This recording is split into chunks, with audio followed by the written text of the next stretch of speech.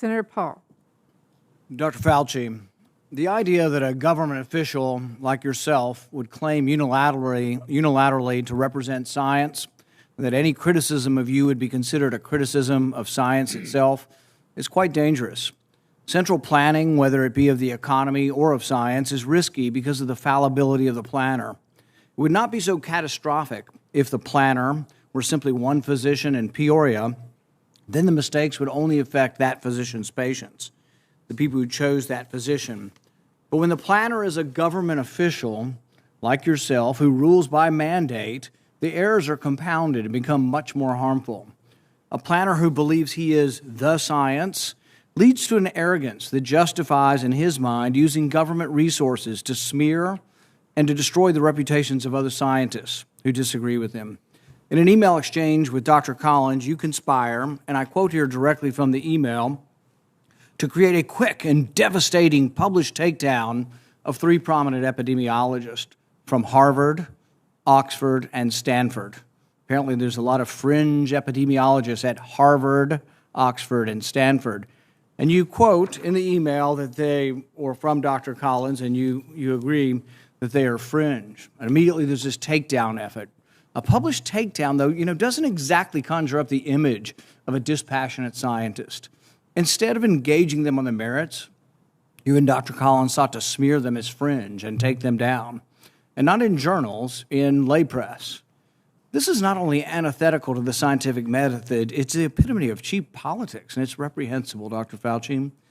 Do you really think it's appropriate to use your $420,000 salary to attack scientists that disagree with you?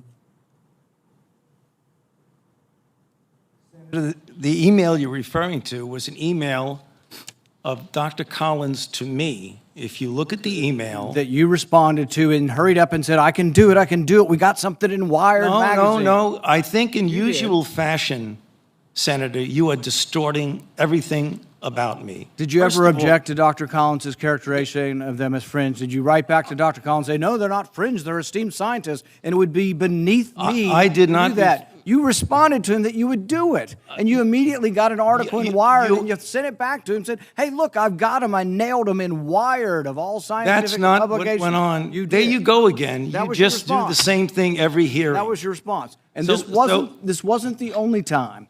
So your desire to take down people... You're absolutely incorrect. As usual, Senator, you are incorrect almost everything you say. Well, no, you deny, but the emails tell the truth of this. No. This wasn't the only time. Your desire to take down those who disagree with you didn't stop with Harvard, Oxford, and Stanford. You conspired with Peter Daszak, who you communicated with privately, and other members of the scientific community that wrote opinion pieces for Nature. 5 of them signed a paper for Nature, an opinion piece. 17 signed a paper that called it conspiracy theory, the idea that the virus could have originated in the lab. Do you think words like conspiracy theory should be in a scientific paper? Senator, I never used that word when I was referring to it. You're distorting virtually everything. Did you communicate with the 5 scientists who wrote the opinion piece in Nature where they were describing, there's no way this could have come from the lab? That was not me. Did you talk with any of those scientists privately? You keep distorting the truth. It is stunning how you do that. Did you talk to any of the scientists privately who wrote the opinion? You did. Well, what were they telling you privately? Well, let me explain. You're going back to that original discussion when I brought together a group of people to look at every possibility with an open mind. So not only are you distorting it, you are completely turning it around, as Were most you of the usually scientists do. that came to you privately, did they come to you privately and say, no way, this came from the lab? Or was their initial impression, Dr. Gary and others that were involved, was their initial impression actually that it looked very suspicious for a virus that came from a lab? Senator, we are here at a committee to look at a virus now that has killed almost 900,000 people. And the purpose of the committee was to try and get things out, how we can help to get the American public. And you keep coming back to personal attacks on me that have absolutely no relevance to reality. Do you think anybody has had more influence over our response to this than you have? Do you think it's a great success? Do you think it's a great success what's happened so far? Do you think the lockdowns were good for our kids? Do you think we slowed down the death rate? More people have died now under President Biden than did under President Trump. You are the one responsible. You are the architect. You are the lead architect for the response from the government, and now 800,000 people have died. Right. Do you think it's a winning success, what you've advocated for government?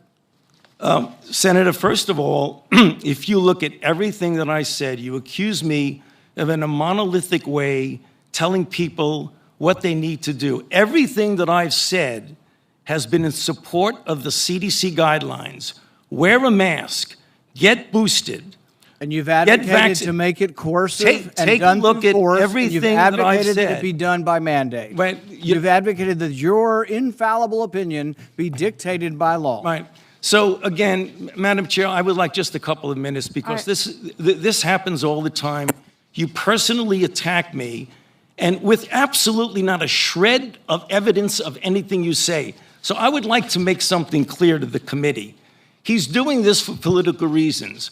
What you need to do is, he said in front of this committee. You think your takedown of three prominent epidemiologists was not political? You don't want me to finish because you know what I'm going to say. That was the question. Senator, were you political in taking down these three prominent epidemiologists? Senator Paul, if you would please, I'm going to allow this, Dr. Fauci to respond. We have a number of senators who would like to ask questions, and I would like him to be able to respond. Please do so. So the last time we had a committee, or the time before, he was accusing me of being responsible for the death of 4 to 5 million people, which is really irresponsible. And I say, why is he doing that?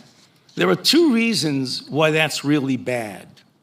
The first is it distracts from what we're all trying to do here today, is get our arms around the epidemic and the pandemic that we're dealing with, not something imaginary. Number two, what happens when he gets out and accuses me of things that are completely untrue is that all of a sudden that kindles the crazies out there, and I have threats upon my life, harassment of my family and my children with obscene phone calls because people are lying about me. Now, I guess you could say, well, that's the way it goes. I can take the hit. Well, it makes a difference. Because as some of you may know, just about 3 or 4 weeks ago, on December 21st, a person was arrested who was on their way from Sacramento to Washington, D.C. at a speed stop in Iowa. And the police asked him where he was going, and he was going to Washington, D.C. to kill Dr. Fauci. And they found in his car an AR-15 and multiple magazines of ammunition, because he thinks that maybe I'm killing people.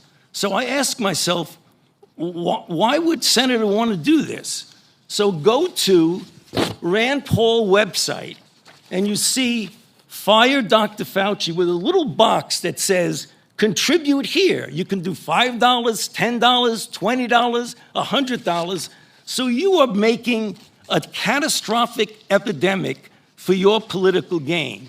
So you have politically attacked your colleagues and in a politically reprehensible way attacked their reputations. Okay, you won't defend it. No, you won't argue it. I'm You'll just sorry, simply turn around the attack. We're going to continue this hearing. We have a number of questions from just other senators. One more minute, please. Well, Dr. Fauci, I really appreciate your response, but we do have a number of questions from senators, and we do have a second round, and I'm being asked to make sure that everybody has their time. So thank you. Thank you very much for allowing me, Madam Chair. Okay.